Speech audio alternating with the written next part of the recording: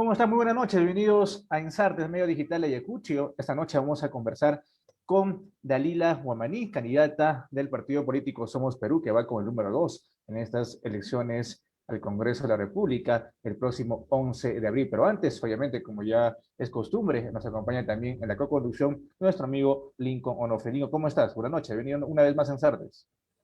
Hola, Chicho, muy buenas noches y muy buenas noches también a nuestra invitada y gracias por aceptar la entrevista, ¿no? ¿Cómo está, candidata? ¿Cómo está? Buenas noches. También bienvenido a Ensartes. Muy buenas noches, muchas gracias a ustedes por esta deferencia y bueno, apta para poder conversar, dialogar con ustedes y también entrar en sintonía con sus oyentes, ¿no? O videntes en todo caso. Así es.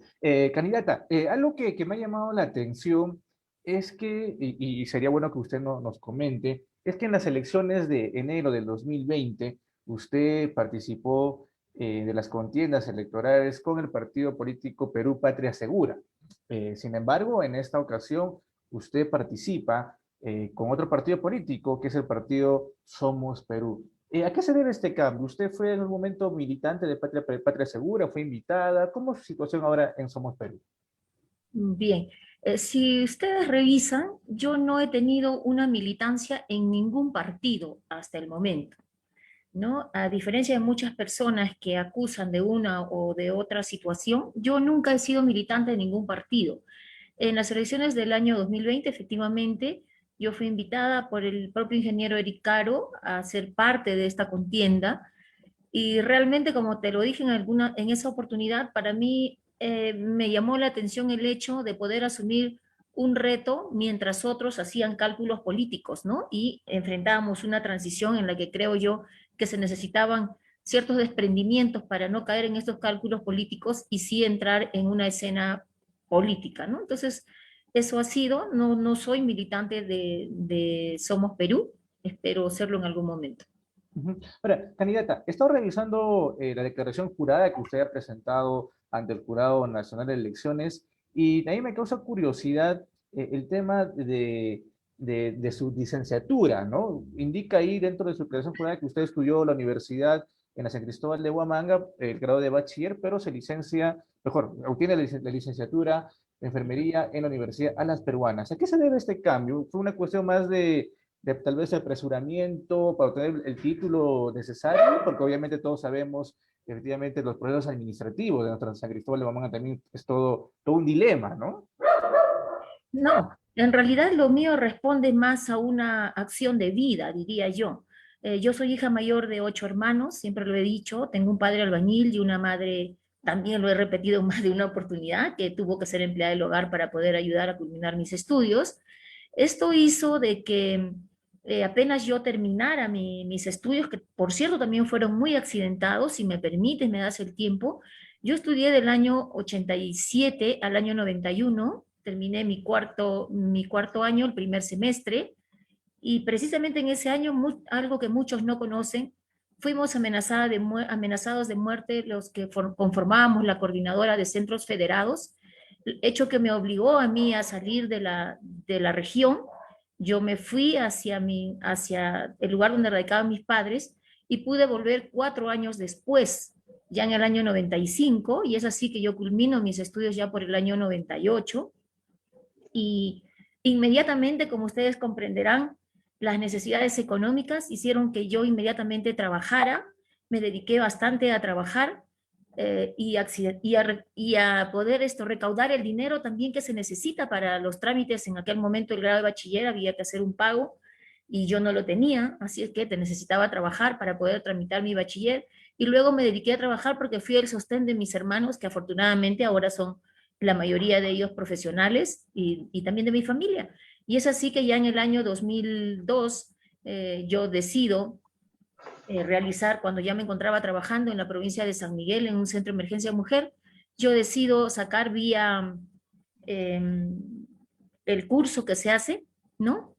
Para poder titularme. No sin antes aclarar que efectivamente a mí me costó mucho tomar esta decisión porque yo quería tener un título de San Cristóbal de Huamanga y, como bien has hecho referencia, yo presenté mi proyecto de tesis y sin embargo mi tesis fue rechazada porque en aquel entonces yo presenté un proyecto de tesis sobre violencia familiar y quienes revisaron pidieron que retirara esa tesis porque no era relacionada a enfermería, hecho que años después se ha demostrado que los profesionales de salud tenemos mucho que ver con lo que es la salud mental y en este caso también la prevención y atención de la violencia familiar.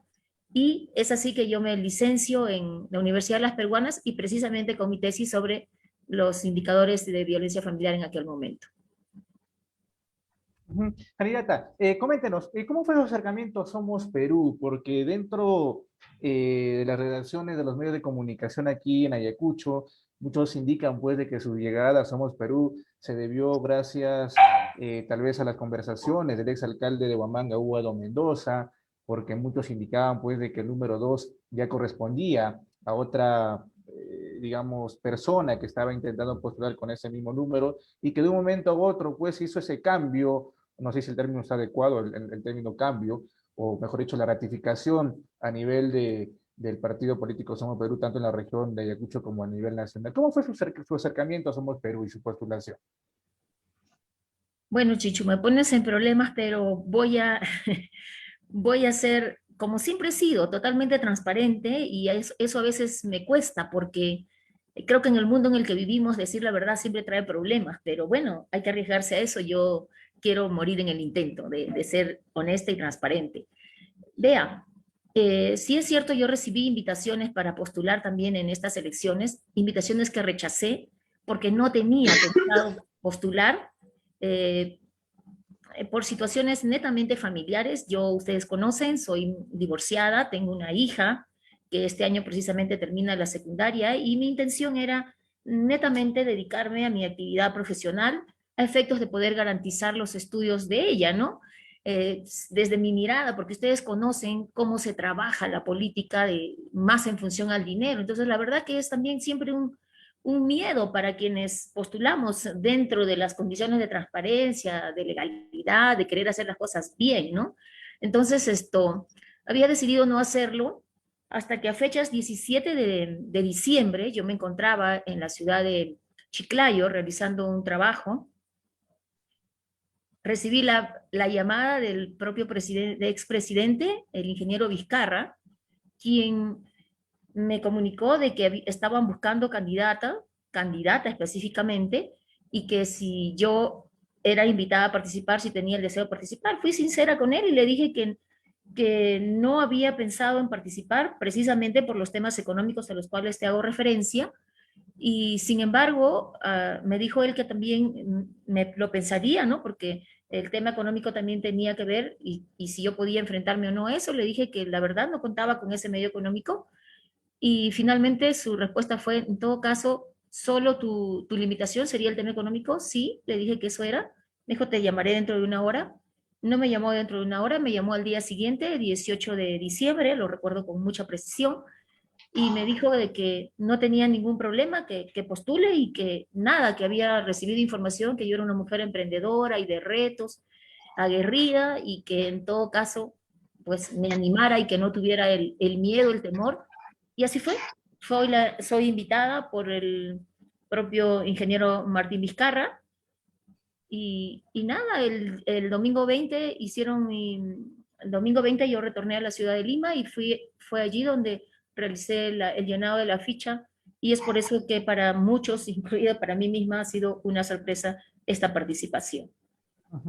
Candidata, antes de darle el pase a nuestro compañero Lincoln Onofre, también estaba revisando la declaración que usted presentó al jurado y observamos ahí justamente pues de que usted ha indicado de que anualmente usted percibe un monto de aproximadamente eh, de más de 100.000 soles anuales, ¿no? Tanto desde su trabajo desde el sector privado como el sector público. Y la pregunta es, bueno, efectivamente, a todos nos gustaría, obviamente, tener un poquito más de recursos para poder darle a nuestros hijos, a nuestra familia, pues, las funciones necesarias de la vida, pero en el promedio regular de la región de Ayacucho, tener un ingreso de más de 100.000 soles anuales es relativamente, digamos, estable. ¿Cuál animó finalmente postular, si es que usted, digamos, tiene desarrollado desde la vida profesional todo un camino adecuado, de tanto de experiencia, tanto en la región de Ayacucho, en otras regiones también, provincias, tanto en cargos funcionarios, gerenciales?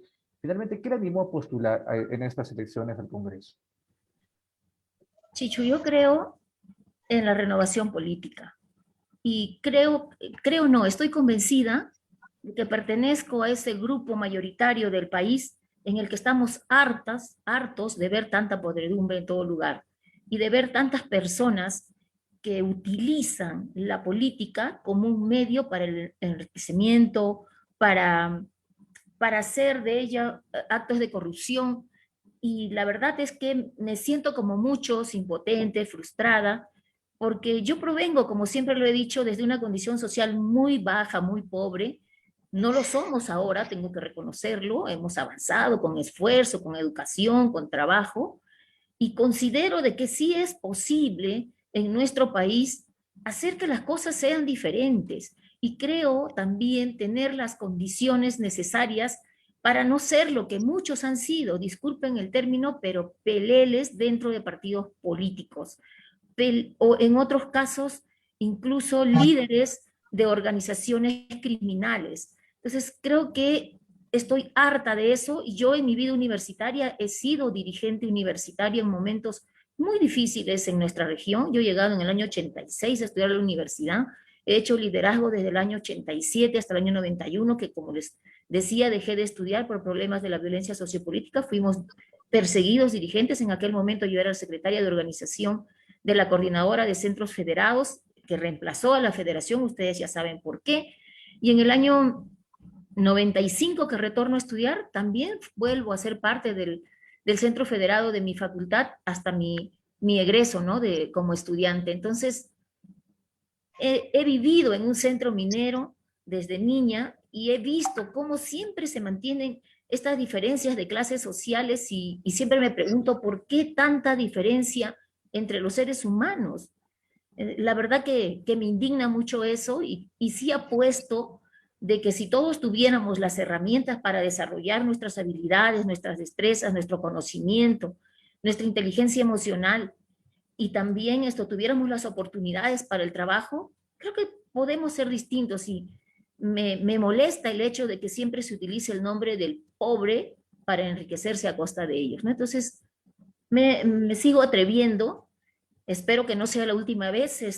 Yo creo que voy a seguir en esto independientemente de cuáles sean los resultados, porque creo que es necesario renovar la clase política y ojalá pudiera gozar de la confianza de la población para poder implementar o poner al servicio algo de la poca o mucha experiencia que haya podido acumular en estos tiempos, pero por sobre todo de las vivencias, porque considero que en mi persona hay empatía para entender lo que muchos de los ciudadanos de a pie viven y pasan en estos momentos.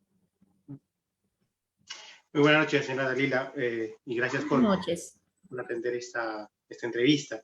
Usted habla de renovación de cuadros, de la necesidad de renovación. Sin embargo, ¿acaso no estamos viendo en el continuismo con las personas que acompañan esta plancha presidencial, como es Vizcarra y como es el señor Daniel Salaverry? Estimado Lincoln, desgraciadamente, en nuestro país es lo que tenemos en este momento. Y podemos hacer dos cosas. Seguir desde la vereda de enfrente, gritando, frustrados, impotentes, o salir a las calles, ejercer presión social, y esto siempre continúa porque incluso de esas presiones sociales hay muchos que han utilizado esas presiones para salir a la palestra y seguir haciendo más de lo mismo. Vemos en la figura del expresidente Toledo, ¿no? Entonces, es cierto lo que dices, en todos lados todavía subsisten personas que hacen de o que intentan llegar al poder con otros intereses. Creo yo, en estos momentos, que corresponde ir haciendo esa renovación e ir utilizando los medios para seguir fortaleciendo esta democracia tan débil que tenemos actualmente. Y eso se hace desde los partidos. Yo conversaba hace un tiempo atrás con algunos amigos con quienes me pedían conformar un movimiento regional y le decía que ese no era el camino, que tendríamos que apostar a ir por los partidos, a fortalecer los partidos políticos, que finalmente era avanzar hacia el fortalecimiento de esta débil democracia. Y entonces, ese es el atrevimiento de ir. Pueden ir otros también. Corresponde al ciudadano poder elegir y hacer que más personas, no de buena fe, porque de buena fe somos muchos, con buenas intenciones también, corresponde a las personas evaluar las experiencias de vida, las trascendencias, si hay o no hay la empatía, cuál es nuestra extracción de clase, cuál es nuestra posición. Como decía nuestro amigo Franceli, cómo es que hemos avanzado profesionalmente y qué es lo que estamos intentando poner al servicio de nuestra población. Pero fortalecer los partidos políticos, como usted bien menciona, significa generar cuadros en estos espacios. Sin embargo, Somos Perú, por la cantidad de personas que están yendo a la cabeza, pareciera que más bien es un partido cascarón, donde todas las personas que están ahí, o buena parte de las personas más representativas, son invitados. Está usted, está Daniel Salaverry otra vez, está el señor Vizcarra, en su misma lista por Ayacucho está el señor Valdés, si no me equivoco, de quien no tengo claro si es militante o no, porque lo he visto también en otros partidos políticos anteriormente dando vueltas. Entonces, bajo esa figura, creo que no estamos fortaleciendo propiamente un partido, sino todo lo contrario. Discúlpame, corresponde hacer una aclaración. La única invitada en el caso de la región Ayacucho es mi persona. Todas las personas que acompañan esta fórmula congresal del partido Somos Perú son militantes, los demás. Es mi persona la única invitada. Por lo demás... También ¿perdón? Vizcarra y Salaverry también son militantes de larga data, creo que... Estuve empezando por la fórmula congresal de la región, lo he precisado. Cuando vamos al escenario nacional, efectivamente vas a encontrar que hay un porcentaje de invitados y dentro del partido efectivamente el señor Daniel Salaverry es un invitado, el ingeniero Martín Vizcarra también. Sin embargo, lo que el partido también intenta hacer, repito, aquí no nos podemos poner en la situación de jueces para juzgar a cada uno de los partidos que tienen grandes debilidades y no solamente como partido, sino nuestra democracia en pleno a nivel país tiene grandes debilidades. Eso es lo que tenemos y corresponde ir haciendo la renovación. Por un lado, lo que pasa es que también como peruanos nos hemos acostumbrado a ver solamente el lado malo. Si vemos del otro lado bueno, puedes encontrar cuadros dentro del partido Somos Perú militantes, también muy jóvenes. La renovación no se va a dar, mi estimado Lincoln, te he seguido mucho en tus opiniones, en lo que haces, y sabes perfectamente que la renovación y los cambios que estamos esperando no se van a dar en estas elecciones, no se van a dar en las otras, y es de a poco como que tenemos que ir construyéndolo. Entonces apostamos a ese cambio, nos metemos a la cancha y queremos ayudar a construir o queremos quedarnos, repito, desde el otro lado, siempre frustrados, reclamando y dejando que otros sigan haciendo más de lo mismo. Creo que pasa también, es un proceso al cual tenemos también que apostar.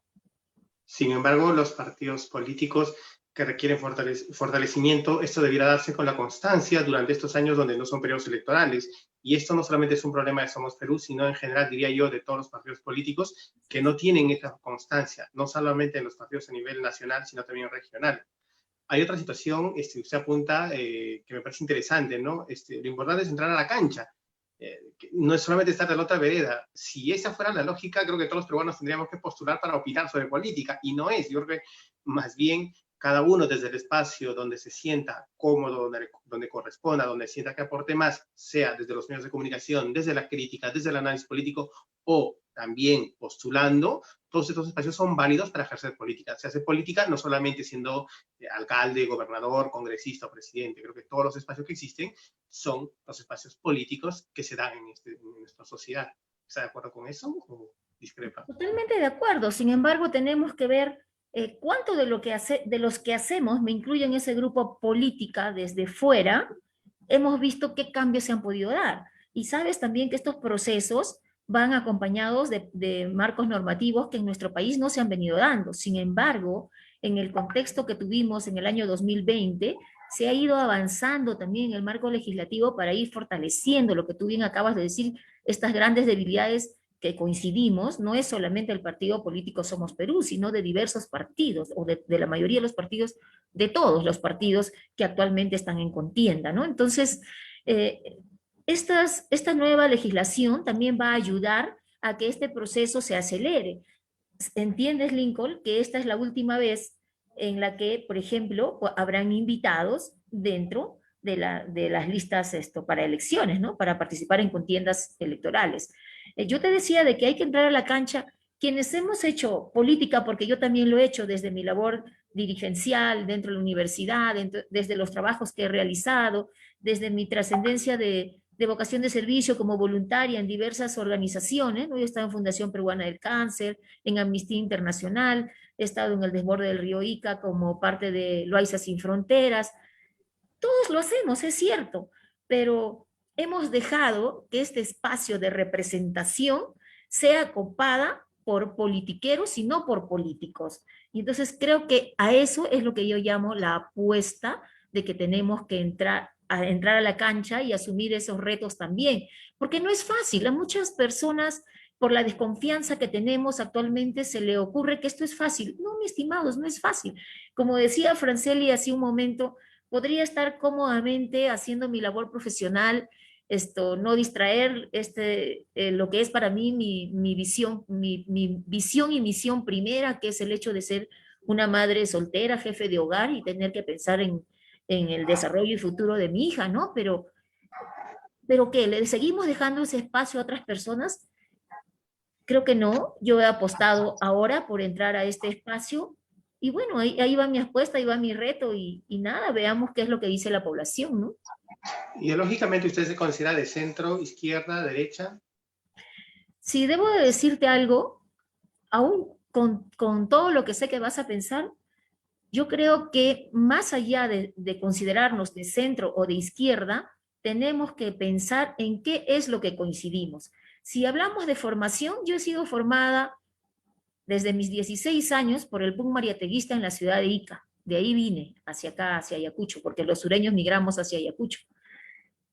Cuando hablo, aún en mi lenguaje, desde el solo hecho de haberte dicho que sé, no he olvidado mi extracción de clase y mi posición de clase, te estoy diciendo que mi pensamiento, mi visión y mi misión también es de izquierda. Sin embargo, considero que estamos en un proceso evolutivo en estos conceptos de izquierda y de derecha. Yo diría que también la izquierda se mueve hacia una centro-izquierda, como también la derecha hacia una centro-derecha. Y más allá de eso, lo que creo es que debemos de encontrar ese punto de coincidencia sobre el cual queremos avanzar, ¿no? Y si tuviera que considerarme algo específico, te diría que soy de centro-derecha en este momento.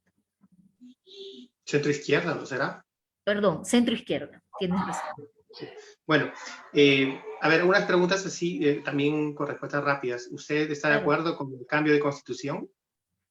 Sí, totalmente. ¿Está usted de acuerdo con que el Estado se reduzca a su mínima expresión?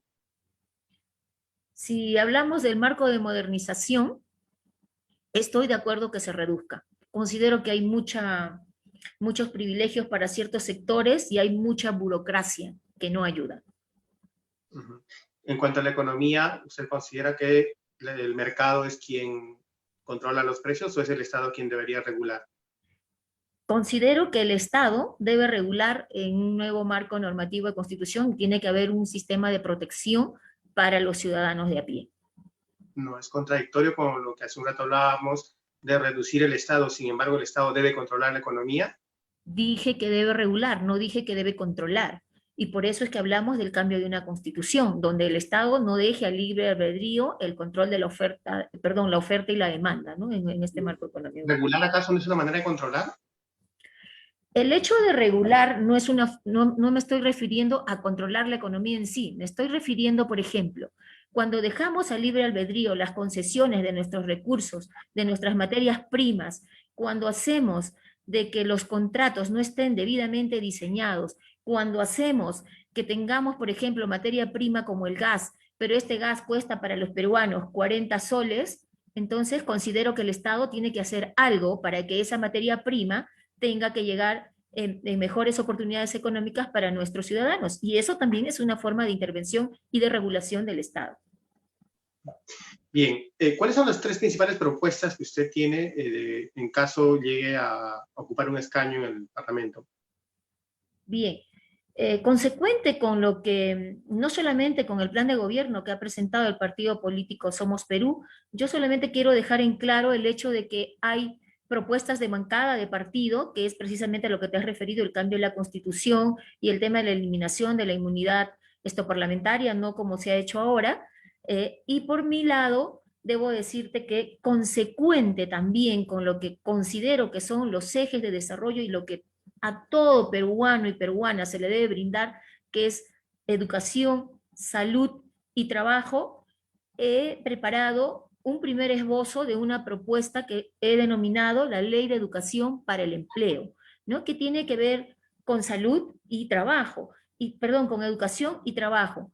Y la otra propuesta está referida al tema de la Ley de Universalización del Internet y las tecnologías de información, ¿no? Pero básicamente al tema del Internet.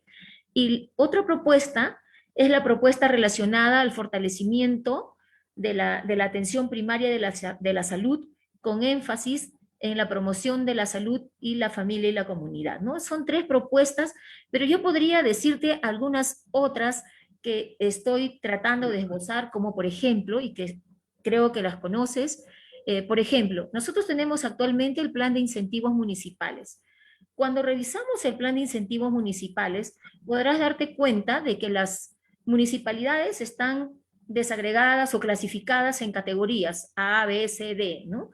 Entonces, te das cuenta de que estos incentivos llegan en mayor cantidad, hablamos del dinero específicamente, porque es dinero lo que se transfiere a las municipalidades, llega en mayor cantidad a las municipalidades de tipo A y B. Y esto sucede porque los criterios de distribución se relacionan a la distribución del Fondo Común, que tiene que ver básicamente con la población de las jurisdicciones de estas municipalidades. Pero si estamos trabajando en un sistema de Invierte P donde lo que se intenta es el cierre de brechas sociales, te pregunto y preguntaría yo a toda la población, ¿quiénes son los que más necesitan? ¿No son los gobiernos locales de tipo C y D? ¿No están las brechas sociales mayormente en estas jurisdicciones o en las áreas rurales?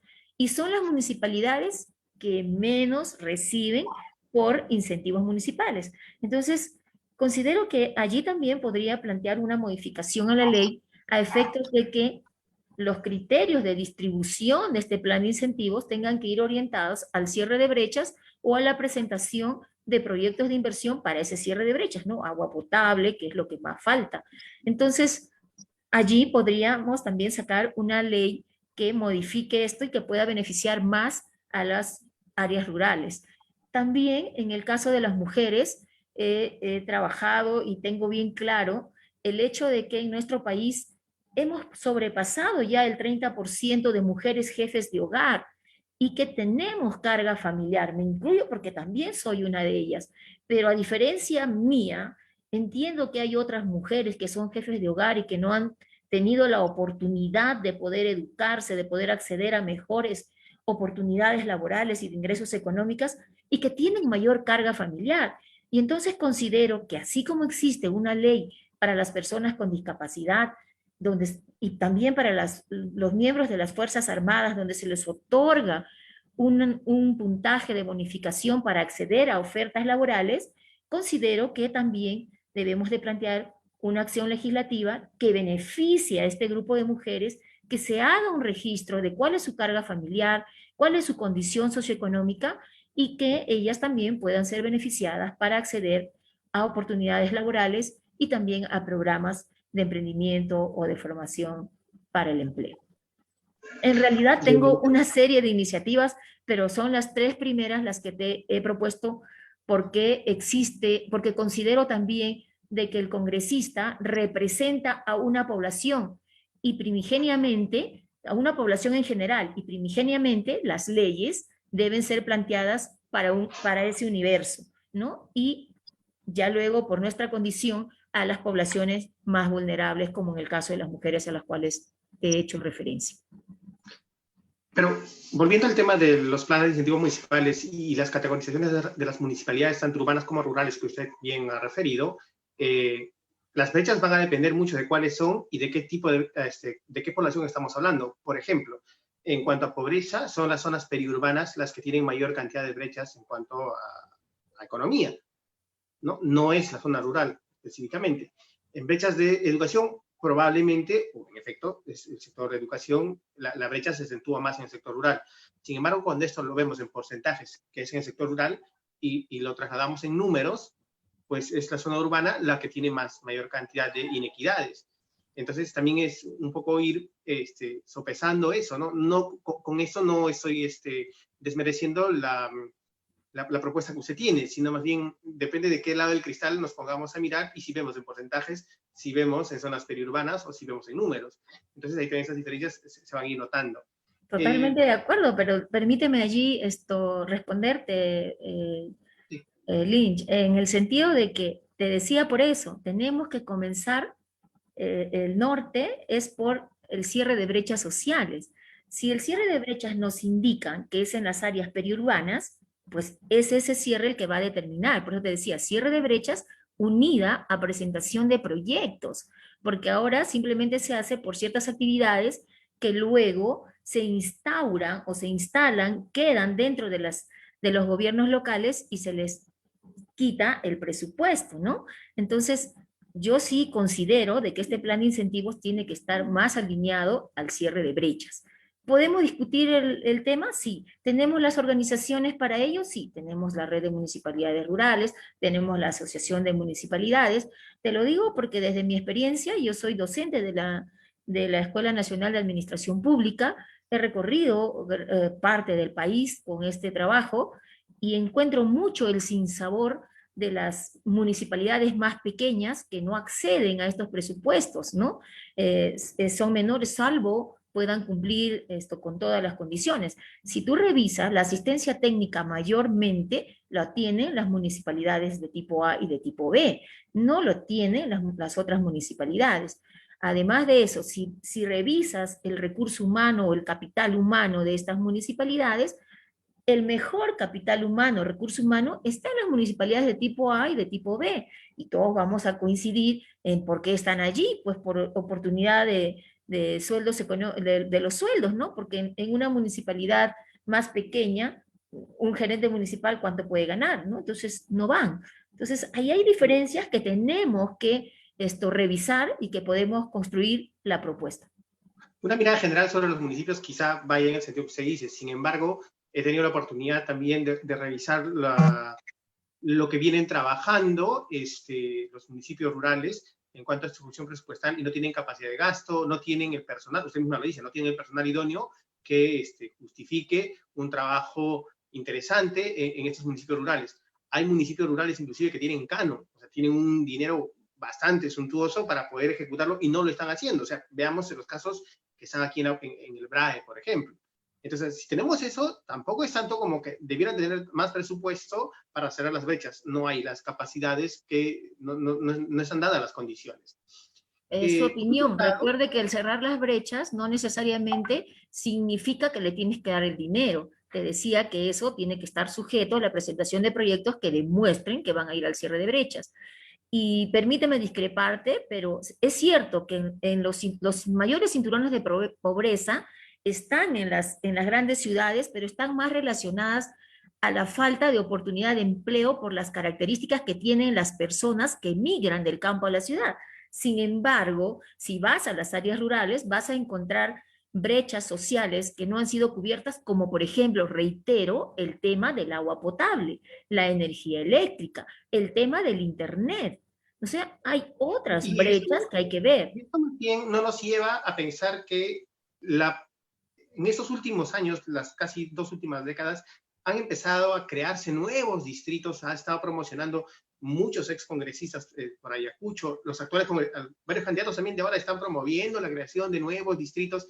¿No está demostrando acaso eso que no es una buena decisión, o no es la mejor en todo caso, a la luz de los hechos que se creen una y otra vez distritos? ¿O usted promovería la creación de nuevos distritos, sobre todo rurales? Si me estás preguntando a mí, te voy a decir, aunque eso me cueste en votos en contra, yo no estoy de acuerdo con la dispersión del presupuesto o la atomización del presupuesto, y eso pasa por lo que dices. No estoy de acuerdo. Cuando yo hablo de brechas sociales y cuando hablo de la presentación de proyectos, es más, en la reglamentación de una ley deberíamos apuntar a que estos proyectos sean proyectos de intervención integral donde unen a 2 o 3 distritos que tienen el problema en común para ese cierre de brecha. O sea, en realidad es un tema, un mundo bastante bonito, que yo entiendo que muchas personas no lo han explorado, quizás el hecho de que uno pueda haber estado en esa expertise, de ir recorriendo regiones y municipalidades, nos haya dado esta mirada, pero sí creo que hay que hacer algo con nuestras municipalidades de tipo C. Una pregunta más, antes de dar el pase a Chichu. Usted de profesión es enfermera, ¿no es así? Sí, hemos visto en el Congreso que el cuerpo de enfermeros del Perú ha entrado en una suerte de promover leyes, ¿no?, que beneficien al sector que les corresponde, al grupo de enfermeros, ¿no?, enfermeras del Perú. Sin embargo, esto ha entrado en colisión con los obstetras y también en algunos casos con los médicos. En una posible gestión de usted de ocupar un escaño en el Parlamento, ¿va a estar también promoviendo leyes que beneficien al cuerpo de enfermeros y que a su vez generen discrepancias justificadas o no, ya es una cuestión de puntos de vista, con el gremio de los obstetras, con el gremio de los médicos? ¿Qué es esa más o menos la figura que hemos visto durante estos años? A ver, creo que a lo largo de la experiencia que tengo he demostrado que mi trabajo, en principio, no estuvo orientado a lo que es la enfermería asistencial. Sin embargo, tengo un profundo amor y respeto por mi carrera de enfermería. Pero eso no me hace perder de vista el hecho de lo que le acabo de decir. Estoy totalmente clara en que los congresistas representan a la población en general y que las leyes tendrían que beneficiar, tendrían que ser transversales a la población en general. Ahora, pueden haber, repito, grupos vulnerables que necesiten leyes específicas para atender sus particularidades, como pueden haber gremios como el que usted acaba de hacer referencia. Sin embargo, en ese caminar se ha entendido de que el desarrollo pasa por no perder de lado la objetividad. Si el gremio de enfermeras tiene reclamos que son justos, que están en el marco de la ley del enfermero peruano, por supuesto, de ser el momento lo apoyaré. Y si no es así, y si es que hay que propiciar consensos, hay que buscar unidad para trabajar la problemática del sector salud que no pasa por un gremio específico, hay que hacerlo. No, no soy de las personas que creen de que la división es la que ayuda, por el contrario, es la unidad y es el consenso, y a eso hay que apuntar. Y no hemos hablado de la propuesta que te hacía referencia en el marco de lo que es la propuesta de salud, que pasaba por el fortalecimiento de la atención primaria de la salud, y precisamente porque cuando hablamos del fortalecimiento de la atención primaria de la salud, no pasa por un grupo profesional específico. Nosotros somos convencidos de que la atención de la salud es de un equipo multidisciplinario, y no solamente de un equipo multidisciplinario de salud con sus propias especificidades, sino en el marco de la modernización y de la gestión por procesos. La atención de salud involucra hasta el personal de seguridad que te recibe en la puerta, con la prontitud que te reciba, con el trato que te reciba, con la información que te brinde. Afortunadamente, y digo afortunadamente, soy muy agradecida de Dios porque me ha brindado las oportunidades, yo diría que suficientes para poder entender de que no somos islas dentro de un sistema, dentro de una sociedad, y dentro de lo que es el sector salud, el gremio de enfermería no es una isla. Respeto y quiero mucho, y por supuesto apoyaré lo que sea justo y lo que se adecue a su marco normativo, y propiciaré también la búsqueda de esa agenda concertada del sector salud, porque la atención primaria de la salud, si bien es cierto, es primordial, no de ahora, sino de hace muchos años que se ha dejado de lado, pero también es cierto que dentro del sector salud existe una agenda que no se ha trabajado concertada ni multidisciplinariamente. No tenemos en este momento una política de atención integral de la gestión del recurso humano en el sector salud, que tiene muchos problemas. Y cuando hablo del recurso humano, no estoy hablando específicamente del grupo ocupacional de las enfermeras, sino de los demás grupos ocupacionales también, como los técnicos, perdón, las obstetrices o los obstetras, los farmacéuticos, los biólogos que también tienen, ¿no? Los de psicología. En fin, hay mucho que no se ha trabajado dentro del sector salud y que es necesario verlo. Candidata, continuando con la pregunta, ¿cómo ve el tema de la revocatoria en la región y en la provincia de Huamanga, ¿no? ¿Usted comparte un tema de revocatoria a un año de que finalice la gestión del municipio de la provincia de Huamanga y del gobierno regional de Ayacucho? Vea, esa pregunta me permite recordar algo que ustedes me han preguntado al principio, cuando me decían, ¿por qué animarse ahora, no? O ¿por qué pelear desde esta cancha, en todo caso, el tema de fortalecer la débil democracia que tenemos? Y es que nosotros tenemos un marco en el que tenemos derechos y también tenemos deberes, ¿no? Y más allá de que uno ejerza el derecho de participar en una contienda política, creo que en el contexto en el que vivimos tenemos el deber de participar y de poner nuestra voz y de darle al electorado nuevas opciones. Y eso tiene que ver con el tema de la revocatoria. La revocatoria en este momento es un derecho de los ciudadanos, ¿no? Entonces, al margen de que sea un derecho, puedo dar una opinión personal, sí. Creo dos cosas principales, aun cuando tengo mucha cercanía, amistad con el señor Edu Herrera, que es quien está propiciando esta revocatoria. Creo que hay dos factores que hacen que la revocatoria en este momento no sea lo más adecuado para nuestra región y en el país en general. Lo primero es el contexto de pandemia que tenemos, ¿no? Y lo segundo es el tiempo al cual haces referencia. Los que algo hemos transitado en materia de gestión pública, sabemos que cuando se ingresa a un gobierno, en la programación multianual vamos a encontrar que mucho de lo que nosotros hemos ofertado ya no se puede cumplir. ¿Por qué? Porque este ha sido programado por la gestión saliente. Entonces, tendríamos que trabajar serias modificaciones para poder cumplir ofertas que algunos han hecho. Entonces, allí se pierde un año y luego ellos tienen que entrar a sus modificaciones para su próxima programación multianual. Entonces, ¿qué pasaría ahora? A un año, como bien lo dices.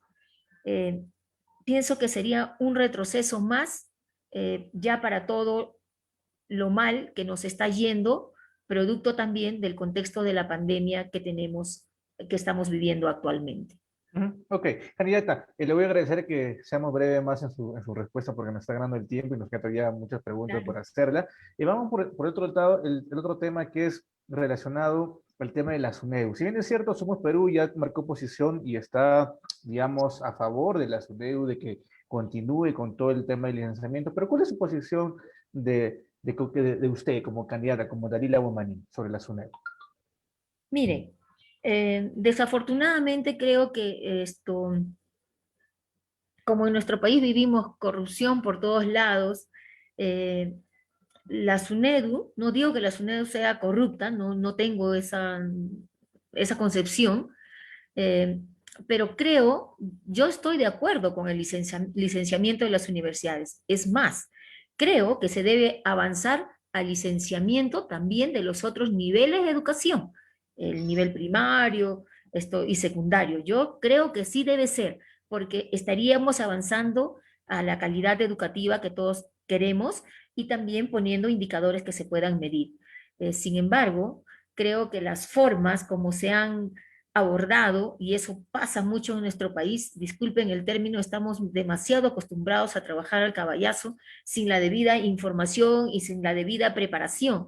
Pero también es cierto que dentro del sistema que tenemos ha habido una, disculpen también nuevamente el término, proliferación de instituciones privadas que también funcionaban como fuera y que a pesar que tuvieron los tiempos necesarios para poder hacer los cambios que se les exigían, tampoco lo hicieron.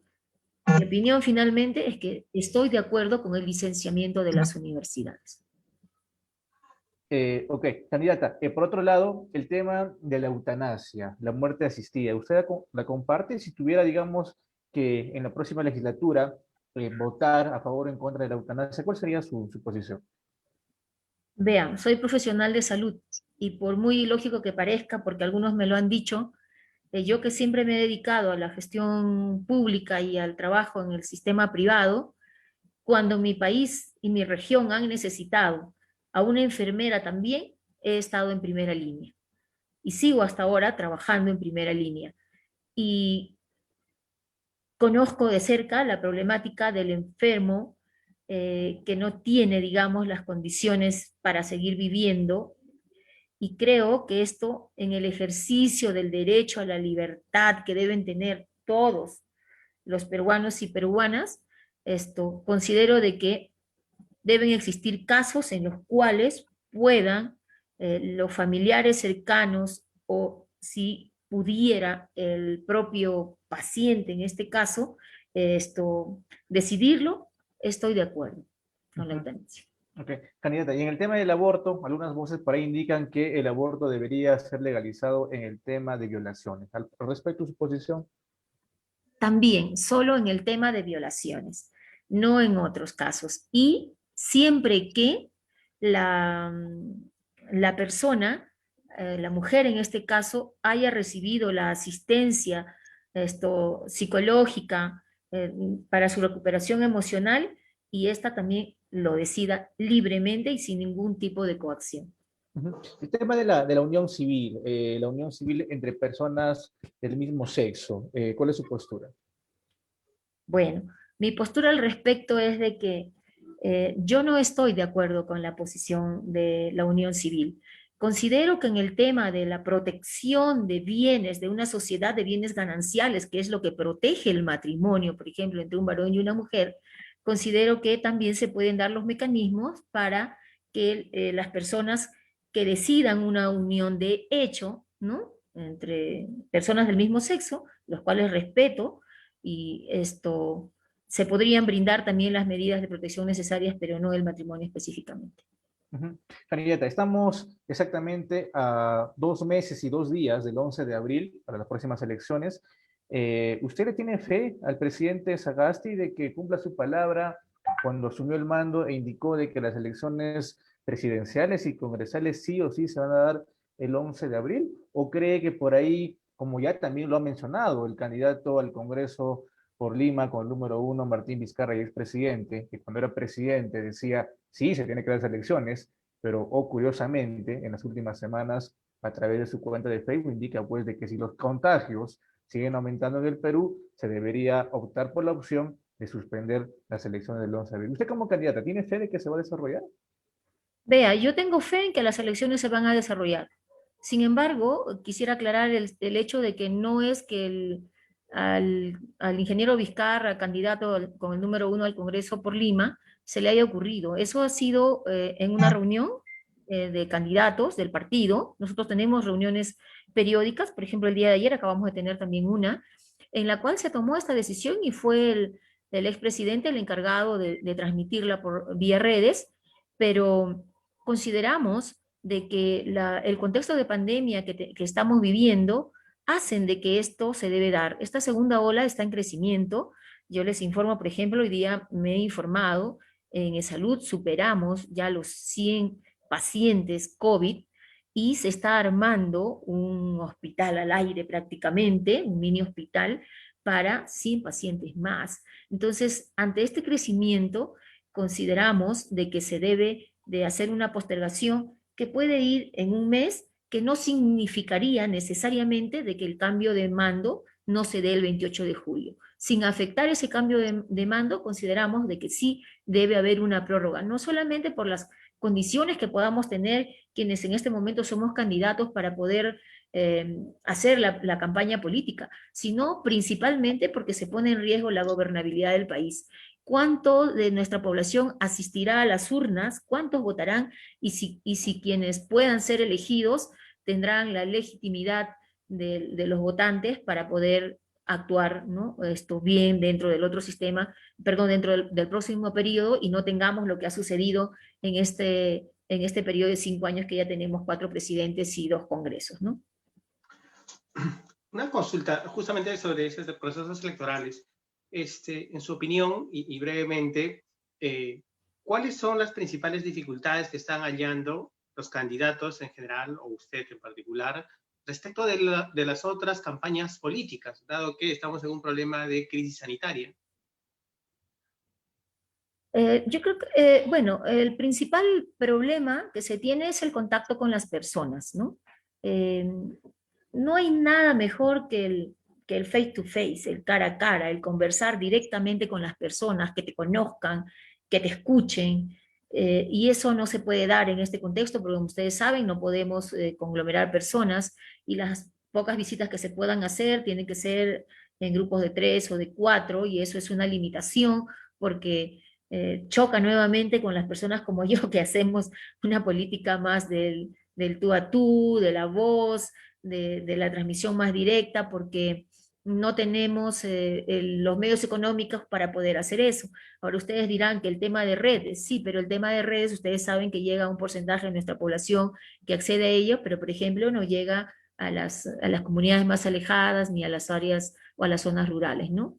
Ni mucho, en algunas hay mucho analfabetismo digital todavía y no se puede tener como se quisiera este contacto, ¿no? Y también el riesgo de que uno mismo pudiera ser esto contagiado de la enfermedad en algún momento o que nosotros mismos podamos contagiar también a otros si estuviéramos enfermos. ¿Tiene usted Twitter? ¿Perdón? ¿Usted usa Twitter? Tengo Twitter, sí, ¿Lo tengo usa? Twitter. No lo he usado hace 2 semanas, en promedio. ¿Tiene Instagram? ¿Perdón? Instagram. Instagram no. Instagram no. ¿Sabe que el Twitter, bolsón? Facebook, WhatsApp, todo lo demás, sí. Es que me pongo a pensar en todo este tema de la campaña electoral, y son estas herramientas tecnológicas o estos recursos, estas redes que existen, ¿no?, para el espacio urbano principalmente, que es donde está el bolsón electoral, a diferencia de los espacios rurales, donde los bolsones electorales son bastante menos, ¿no? Una última pregunta. El Estado debe, en su opinión, el Estado debe participar debe participar como una empresa más en el mercado, ¿cree así? ¿O el Estado debe inhibirse de ese tipo de participaciones? A ver, ahí también quisiera precisar algo, disculpen, sé que ustedes están con los tiempos. Cuando las personas hablan de Estado, se refieren a los gobiernos, porque yo tengo la concepción, cuando hablo del Estado, de que también estamos inmersos en los ciudadanos, porque somos la base de ese Estado, ¿no es cierto? Los que otorgamos el poder. En todo caso, considero de que todo lo que se trabaje desde el Estado, o desde los diversos niveles de gobierno del Estado, tienen que tener la administración empresarial, la mirada de gestión empresarial, y no ser un Estado o un gobierno o empresas demasiado protectoras, como ha salido, como ha sucedido en la historia de nuestro país. Y ahí viene algo que es importante, y nuevamente el tema del capital humano y de los servidores públicos. Y ese es precisamente el trabajo que en los últimos años realizo, porque es el cambio de concepción que debemos de tener quienes podamos ser servidores públicos, ¿no? Entonces yo sí creo Yo me que refería a que el pueden Estado, existir texturas. me refería a que el Estado como institución, como entidad, sí puede participar, en su opinión, del mercado con una empresa estatal, con una empresa pública, como Petroperú, o a nivel de telecomunicaciones, qué sé yo, ¿no? O sea, me refiero en esa línea.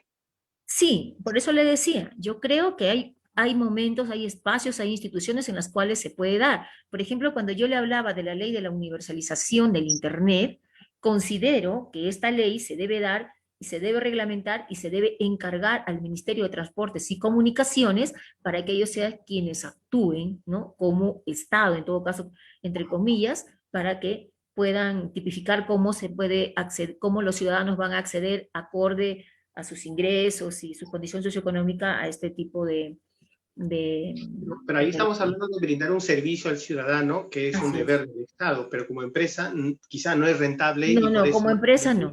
Como empresa específicamente no. Okay. Como empresa Bien, con eso termino. Chicho, ¿tendrás algunas preguntas más? Así es, Lincoln. Bueno, estamos llegando ya a la parte final y efectivamente antes de despedirnos es la candidata Dalila Huamaní. Queremos hacerle la misma pregunta que hemos estado realizando desde que hemos empezado el programa candidata, y es respecto a conocer quiénes le acompañan en esta su postulación al Congreso de la República por el partido Somos Perú con el número 2, y quiénes serían, ¿no?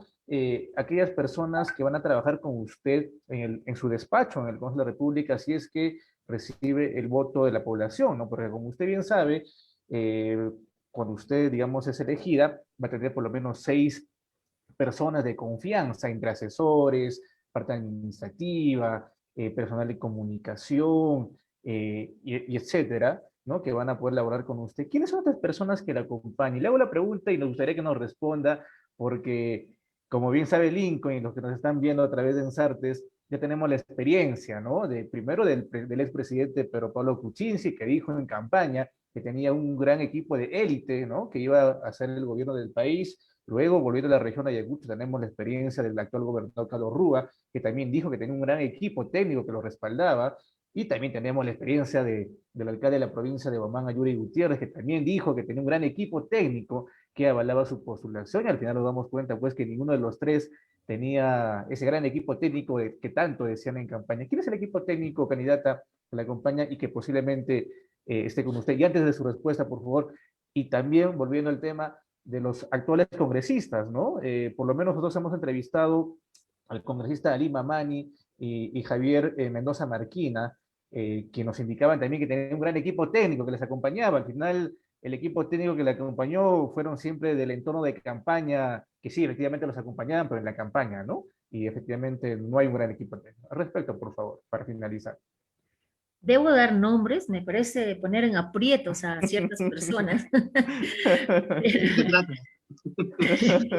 Pero debo decirles, por ejemplo, que yo he comprometido la presencia, de ser el caso de contar con el voto de los ciudadanos, he comprometido la presencia de un abogado obstetra, que estoy segura que ustedes conocen, el señor Celso Aróstegui Melgar, ¿no? Quien me apoya también, quien trabaja conmigo, tenemos un grado de amistad, de conocimiento técnico, porque hemos compartido varios trabajos. También una persona con mucha experiencia en materia de salud, como la doctora Rosa Gutiérrez Palomino, quien también es ayacuchana, o antina ella, y prefiero, a pesar que tengo el nombre, en no darles el nombre en el caso de comunicación, pero sí debo decirles que es una mujer joven de la región. Okay. Yo les diría con toda honestidad, sí, no quiero comprometerla porque sé cómo son ustedes, los comunicadores, discúlpenme, los conozco, he tenido oportunidad de trabajar con ustedes bastante tiempo, pero debo decirles que sí, me pica la lengua, disculpen ustedes para darles el nombre, pero no lo voy a hacer, pero es una mujer joven que me gustaría que me acompañe, con quien también he compartido en algún lugar de la región un trabajo, y lo que sí les puedo decir, y lo pueden grabar, de llegar, es de que el 75% de las personas que puedan trabajar conmigo tendrían que ser de la región, por no decir el 80%. Y quizás una o dos personas sí de la ciudad de Lima, que siempre se necesita, pero de preferencia de la ciudad de Lima, pero que sean ayacuchanos que hayan salido a trabajar en la ciudad de Lima, ¿no? Pero, bueno, alguna vez quien ahora es gerente de desarrollo social en el gobierno regional, Lorena Hermosa, me dijo que yo era la Eva y John ayacuchana porque siempre hacía publicaciones de cuánto cariño y amor le tengo a mi querido Ayacucho, ¿no? Y luego escucho a otra candidata decir que solamente en tiempos de contienda electoral salen candidatos que tienen amor a Ayacucho. Creo que en mi caso está totalmente demostrado cuánto amor tengo a Ayacucho, que hasta el día de hoy, a pesar de salir permanentemente a trabajar a otras regiones del país, mi punto, mi vivienda, mi hija, estoy aquí, yo vuelvo siempre a Ayacucho. Y debo confesarles algo, pido a mi familia, que ellos radican en Ica, se han quedado en Ica, mis padres, mis hermanos, siempre les pido, si un día se enteraran que tengo un accidente, he fallecido en cualquier lugar, por favor, recojan, traigan mis cenizas y riéguenlas en mi amado Ayacucho, que ahí seré feliz eternamente. Ok. Candidata, tus últimas palabras, por favor, dirigirse a la población que le está viendo a través de las pantallas de Ensartes, medios digitales de Lucho. Gracias, Franceli. Estimados hermanos y hermanas ayacuchanas, ayacuchanos, realmente no tengo más palabras que decirles de que son ustedes o en ustedes está la difícil misión, porque por mi lado creo que he cumplido ya con esta difícil misión también de estar al frente de ustedes y de haber asumido este reto. No es fácil. Para las mujeres es 2, 3 veces más difícil siempre todo, y no es la excepción incursionar en política que no sea fácil. No quiero ofrecerles más de lo que no pueda hacer. Por eso es que ustedes en mí no encontrarán promesas electoreras, demagógicas, como ingreso a las universidades, ingreso libre, creación de universidades, etc. No encontrarán ese tipo de ofertas. Discúlpenme por no poder decirles lo contrario, pero sí puedo ofrecerles este recorrido que he tenido, no solamente dentro de la región, sino también dentro del país.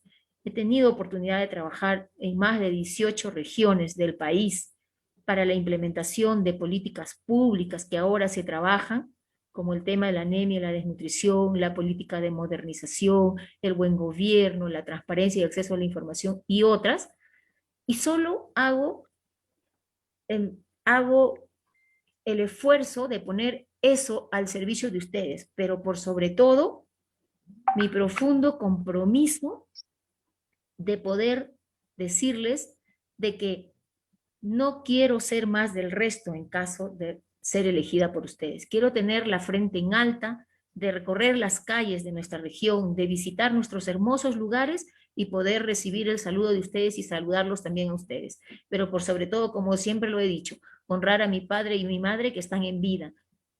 Ojalá ustedes puedan evaluarnos y votar por esta persona que aspira a ser una congresista de la República representando a nuestro amado Ayacucho. Voy con el partido político Somos Perú y con el número 2.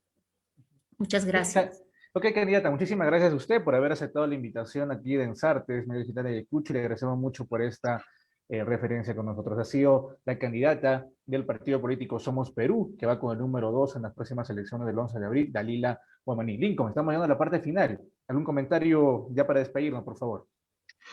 Sí, bueno, agradecerle por la entrevista y por otro lado también creo que se nota, ¿no? La sinceridad más allá de las coincidencias o discrepancias que tengamos con los candidatos respecto de sus comentarios. Hay una sinceridad, por lo menos que estoy viendo aquí en las mujeres que hemos venido entrevistando hasta ahora, ¿no? Y eso me parece súper interesante porque tomo lo último que decía la candidata que hoy día estamos entrevistando, ¿no? Es decir, no ofrecer más allá de lo que realmente no hace un congresista, ¿no? Y quizá por eso, supongo yo, intuyo, y ojalá me equivoque, es que muchos candidatos varones todavía no quieren venir a esta entrevista, ¿no? Porque los leemos ahí en las redes, las cosas que prometen y de verdad nos llama mucho la atención. Entonces, nada, bienvenidos los varones también a participar de esta mesa. Una vez más, la cuota de género aquí no se va a poder cuestionar. Todas las invitadas hasta ahora han sido mujeres. Y nada, nos vemos mañana, probablemente, ¿no? Así es, Lincoln, efectivamente, ya estamos llegando a la parte final y bueno, ya antes de finalizar, también queremos informarles pues de que el día de hoy llegaron 3.100 dosis de vacunas para 1.500 personas del sector salud y que han sido ya repartidas tanto a nivel de la provincia de Huamanga, también tenemos información, Lincoln, que han sido ya enviadas a la zona sur de Ayacucho, sobre todo al distrito de Puclo, que va a ser el centro de acopio para toda la zona sur y asimismo a la zona norte al distrito de Aina San Francisco, ¿no? En la provincia de La Mar, donde ya efectivamente se han enviado también aproximadamente 300 vacunas para ser aplicados, inmunizados, sobre todo al personal que se encuentra batallando la primera línea de combate ante la pandemia del nuevo coronavirus. Realmente hay que informarles y decirles, pues efectivamente, que si no tienen algo urgente o pendiente, todavía mantenernos en casa, resguardado, evitar todo tipo de salida innecesaria. Y bueno, y si tienen que trabajar por algún motivo, pues salir a la calle, pero obviamente con la protección necesaria, las mascarillas correspondientes, tal vez llevar pues un envase con un poco de alcohol también para poder estar pendiente de cada momento. Esto ha sido todo por hoy, nos reencontramos mañana y como dice bien Nico, esperemos, ¿no?, que los candidatos varones, ¿no?, también se animen a conversar con nosotros, sobre todo aquellos candidatos que en las pasadas elecciones, Lincoln, nunca llegaron, como es Alianza para el Progreso, ¿no?, el hermano del actual congresista Percy Rivas, en este caso Nelson Rivas, ¿no?, que tenga la opción de poder venir también para poder platicar y conversar sobre muchos puntos de interés regional. Eso ha sido por hoy y nos encontramos mañana a partir de las 7:30 a través de Ensarte. Buenas noches. Hasta luego.